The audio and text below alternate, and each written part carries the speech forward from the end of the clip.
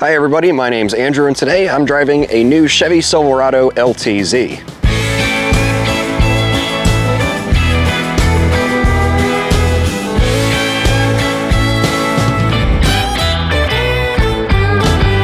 For the most part these days, the full-size pickup truck segment is really just a constant battle of keeping up with the Joneses, except in this case, the Joneses are the other trucks on sale. For the most part, every new half-ton offering these days is really just the same as all the other ones in most ways, except for marginal increases in towing capacity or slight interior and technology changes just to attempt to remain ahead ever so slightly. So when this new Silverado came out in 2019, people were a bit disappointed because despite having bold new styling on the outside, the interior was very much lacking. It felt largely like a carryover in both design and materials and really everything from the previous generation truck. For the mid-cycle refresh of the Silverado and Sierra, however, in 2022, GM clearly realized they were behind and gave both trucks an entirely new interior that I can't even describe how much nicer it is in here. It really matches up with the new Ford F-150 and Ram half-ton trucks that have all the fancy latest tech that everybody's been swooning over the last few years. It is a huge step up. There is a catch though, and that is that the new interior design, for whatever reason, is only available on the LT trim and higher. I suspect for cost cutting, but that means the base work truck and custom trims still have to make do with the older interior. Having spent some considerable seat time in base U-Haul spec work truck Silverados over the last couple of years, I honestly didn't hate the rest of the truck. It was really just the interior that was a little bit of a letdown. But testing this new upgraded LTZ now, the whole truck immediately feels like a much more complete package. In the world of Chevy trucks, LTZ means Luxury Touring Z, which essentially just means leather and chrome. I don't know what the letter Z has to do with either of those things, but it's clearly Chevy's sort of preferred letter, I guess, for their more special offerings, given that they also use it on the performance-oriented ZR2 trucks and the Corvette ZR1, among others. All trims of the Silverado from 2022 to current received slightly updated front-end styling versus the 2019. It's really just an evolution, it's nothing radical, but there are some grille and color options, variations I should say, throughout the lineup as you'd expect. This being the LTZ, there is plenty of chrome, the grille is mostly horizontal, and you have full LED headlights, including LED fog lights down below, hidden by, you guessed it, more chrome. Around the side, the standard silver 20-inch wheels fit the appearance of this truck well, in my opinion. They're not too big or too garish like the 22s of the higher trims. Interestingly, no Silverado features power running boards as standard, or fixed running boards for that matter, although of course both are optional or easily addable aftermarket. Good news for getting in the bed of the Silverado, however, because one of this generation's big design points is the pair of steps back here integrated into either corner of the rear bumper. Out back you'll also find a tailgate which is powered in both directions, although it doesn't like if you try to put it back up while it's already moving, so otherwise it just beeps at you. But that is if you opt for the standard tailgate like this one. GM's Multi-Flex tailgate, or Multi-Pro as it's called in the GMC Sierra, offers an additional cutout back here, essentially just for extra cargo practicality and ease of use, because you can configure it in a bunch of different ways. But you lose the power functionality of this truck. Interestingly, the Silverado does offer both 5.5 foot and 6.5 foot bed lengths with the crew cab, as most half-ton trucks do. Of course, you can also get an 8-foot bed with the shorter cab, but the Silverados, and the Sierras for that matter, 5.5 foot bed is actually a lot closer to 6 feet because it's just under 70 inches long. And as a matter of fact, the 6.5 foot bed is actually a couple of inches over 6.5 feet as well. Speaking of the crew cab, rear legroom in the Silverado is right smack dab in the middle of the segment at 43.4 inches back here. It is 2 inches roughly greater than the Toyota Tundra, but 2 inches smaller than the Ram 1500 and within a couple tenths of an inch of the Ford F-150. There's really nothing extraordinary about this back seat. It is quite firm, but still comfortable in my opinion. You do have a couple of USB charge ports back here, but that's really it for accoutrement. Unfortunately, there is no under-seat storage as there is in most half-ton pickup trucks, although of course you can fold the seat up to have a flat floor space. Instead, the Silverado offers these unique little cubbies built into the back of the seats.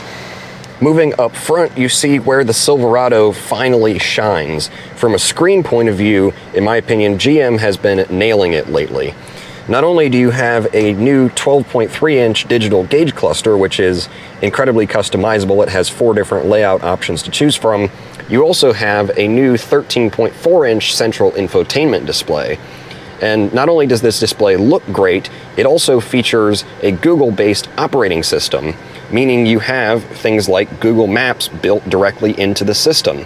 Unfortunately, it requires a subscription, but that's fine. Of course, you have wireless Apple CarPlay, which is great, but because you have Google built in, you don't necessarily have to use your phone to have a good mapping experience. You also have Google Assistant on board, which again requires a subscription, unfortunately. But that means that the voice control... You'll need a data plan from your vehicle manufacturer. Okay, thanks. I just said that. Unfortunately, like I said, you do need a data plan, as it just told us, but it does mean that the voice control functionality is actually fairly usable. I wish the otherwise excellent digital gauge cluster allowed you to be able to view your maps directly in front of you, as some others do. However, that's not the end of the world, and neither is the lack of a wireless phone charger in here. That is, of course, due to the chip shortage. This truck was built in the end of 2022, so that was a big thing back then. But again, it's not the worst thing. Most of the wireless phone chargers in these cars nowadays don't really work that well anyway. As for the rest of the interior, you'll find a pretty simple but super ergonomic layout for everything. And of course, the design and material choices, as we said before, are miles ahead of the old truck.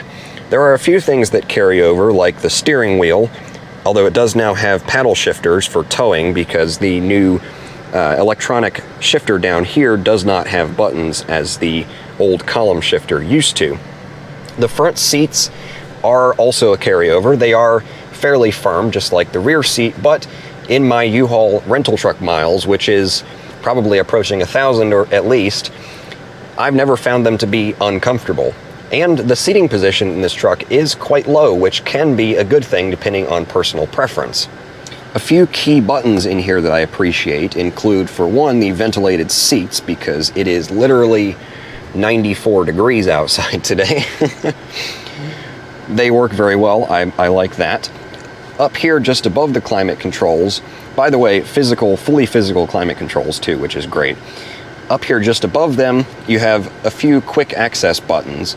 The standard things like the safety features, auto stop start, tailgate, which since it's powered can work both ways. You do have to hold it down, unfortunately. Traction control, and this button over here, which is probably my favorite one. This allows you to roll all 4 windows down with one button press, a feature that very closely rivals the ability to roll down the rear window in the new Tundra I recently drove.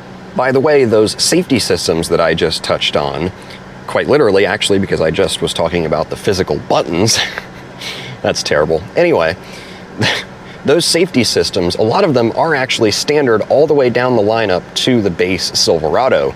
Things like the lane keep assist and the forward collision warning, as well as automatic high beams, which is a nice touch.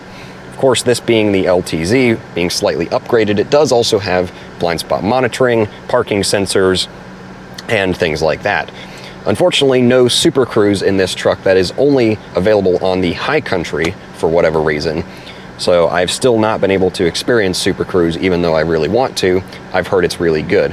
But the standard driver assistance suite that this truck has is still quite nice as well. The Silverado still offers 4 different engine choices, which is more options than really any of the other competitors offer these days. And really, you can't go wrong with any of them, because of course the V8s are tried and true, this one being the 5.3 liter. Even the 2.7 liter Turbo 4 is proving itself to be surprisingly decent, and the 3 liter turbo diesel, while kind of slow, does tow really well and is smooth for a diesel. Like I said, this one is the 5.3, and this is probably the sweet spot of the lineup, because the 5.3 is known to be a pretty long-lasting, reliable motor, and it produces adequate power. It's quiet, unobtrusive, it's smooth enough, and it still tows well. This truck tows, I believe, 11,300 pounds as equipped. It is rear-wheel drive, not four-wheel drive. But honestly, even the 2.7 Turbo Max tows like 9,500, which is still plenty for most buyers, realistically. And it also gets better fuel economy than the old gas V6. No Silverado is going to offer sports car-like driving dynamics, but that's not really a shocker considering the size of this thing. It is worth noting, however, that somewhat humorously, it is a full 400 pounds lighter than the Tesla Model X I drove recently. But of course the center of gravity is higher, so that kind of counteracts that. Honestly, the driving experience as a whole is pretty unremarkable, but that's not a bad thing. That just means there's nothing for me to complain about. In fact, there are a couple of things that I actually do really like, one being the low seating position that I mentioned previously. Personally, that appeals to me because I'm typically a car driver rather than a truck driver, so it feels a little bit more familiar, I guess. I also enjoy the firm brake pedal feel of this truck. It is very confidence-inspiring and probably the best part, honestly, because the steering is quite light, as you'd expect. The throttle is not incredibly responsive either, but the brake pedal is quite nice, and that does actually help a lot when you're towing, as I was with the U-Haul trucks previously. Honestly, that sort of middle-of-the-road experience applies to the Silverado as a whole, but that's, again, not necessarily a bad thing. It's got a great new interior, a great set of features, and it's just an incredibly well-rounded package. There's really nothing that I can complain about with this truck. Another thing to consider too is value, because a new LTZ as equipped is in the mid $50,000 range. My previous Ram 1500 Bighorn that I used to own was also an MSRP in the mid $50,000 range, but at that point still had cloth seats and less features than this truck does. This particular example is available secondhand with just 25,000 miles on it for barely over $40,000, which I think is an incredible deal as well. So for the jack-of-all-trades truck, I think that's a pretty strong proposition. And ultimately, it's pretty easy to forgive it for being a master of none. And finally, I'd just like to give a huge thank you to EchoPark Raleigh for allowing me access not only to this Silverado, but also their entire inventory of reasonably priced, high-quality pre-owned vehicles. If this truck is still available, you'll find it linked down in the description, but you can also check out their inventory at echopark.com.